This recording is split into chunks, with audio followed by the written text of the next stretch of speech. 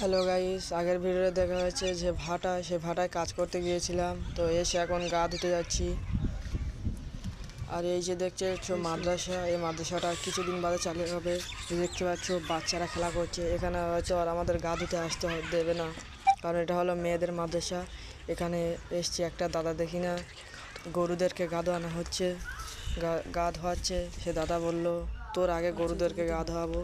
তাই আমি মন খারাপ করে অন্য আর একটা কলে চলে যাচ্ছি। হ্যাঁ গাইস, তোমাদের সাথে কথা বলতে বলতে দেখতে পাচ্ছ আমি কলে চলে এসেছি। এসে দেখি না এই সাইডে একটা দাদা গা ধুচ্ছে, আর আমি তার কথা না ভেবে আমি নিজে বসে পড়লাম গা ধুতে। আর গাইস, কি পানি ঠান্ডা, মনে হচ্ছে এক্ষুনি বরফ জমে যাব। তাই আমি উঠে পালাচ্ছি, গা হাত পা মুছে চলে যাচ্ছি। আর হ্যাঁ, তোমরা আমার হাতের লুঙ্গি জামাগুলো দেখে যেন কিছু মনে করো না।